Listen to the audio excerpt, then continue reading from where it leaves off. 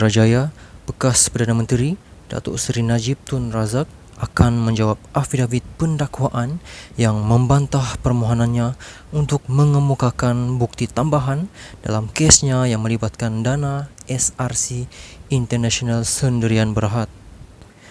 Timbalan Pendakwa Raya Muhammad Ashraf Adrin Kamarul berkata, Peguam Tan Sri Muhammad Syafiee Abdullah yang mewakili Najib memberitahu mahkamah bahawa pihak pembelaan mahu menjawab afidavit pendakwaan dan mahkamah memberikan sehingga 14 Julai memfailkan afidavit balasan. Pihak pendakwaan mempunyai hak untuk menjawab dalam afidavit lanjut selewat-lewatnya pada 21 Julai dan Najib akan mendapat jawapan akhir pada 28 Julai, katanya kepada media.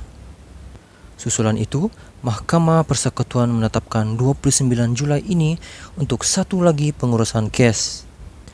Najib memfailkan permohonan untuk mengemukakan bukti tambahan dalam kes yang melibatkan dana SRC Internationalnya dalam usaha untuk membatalkan perbicaraan yang mendapatinya bersalah serta disabitkan kesalahan, dihukum penjara 12 tahun dan denda RM210 juta.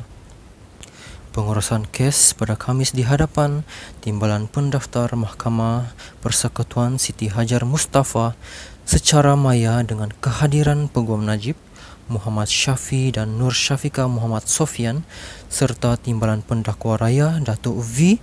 Sitambaram dan Muhammad Ashraf hadir untuk pendakwaan. Bukti tambahan yang cuba dikemukakan oleh Najib adalah berkaitan penemuan baru-baru ini bahawa Hakim Perbicaraan Datuk Muhammad Nazlan Muhammad Ghazali adalah peguam dan setiausaha syarikat bagi kumpulan Maybank pada 2006. Semasa sidang akbar pada 7 Jun, Muhammad Syafiee berkata, Muhammad Nazlan gagal memaklumkan bahawa beliau adalah peguam dan setiausaha syarikat bagi kumpulan Maybank yang bertanggungjawab mencadangkan penuduhan SRC International. Dalam afidavit sokongannya, Najib berkata, hakikat bahawa Muhammad Nazlan mengetahui penglibatan peribadinya dalam penuduhan SRC International tetapi menyembunyikannya kepada pembelaan membawa kepada konflik kepentingan yang telah membawa kepada bahaya berat sebelah. Sementara itu, pihak pendakwaan melalui Muhammad Ashraf memfailkan afidavit balasan semalam membantah permohonan Najib yang mengatakan bahawa penglibatan Muhammad Nazlan tidak relevan dengan kes SRC International terhadap Najib tetapi lebih berkaitan dengan kes lain yang dihadapi beliau melibatkan RM2.3 bilion dana Satu Malaysia Development Berhad 1MDB. Muhammad Ashraf seterusnya berkata, peranan Muhammad Nazlan dalam bank itu memang diketahui umum dan memang diketahui oleh Najib sepanjang masa, termasuk semasa permulaan dan penerusan perbicaraan seperti yang ditunjukkan oleh dokumen awam dan dokumen yang dimiliki pemohon.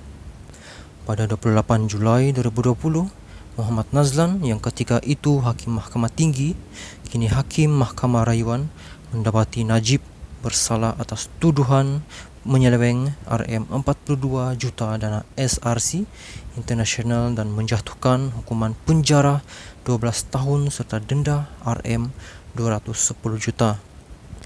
Pada 8 Disember tahun lepas, panel 3 hakim Mahkamah Rayuan yang diketuai Datuk Abdul Karim Abdul Jalil menolak rayuan ahli parlimen pekan itu yang mendorong beliau membawa perkara itu ke Mahkamah Persekutuan.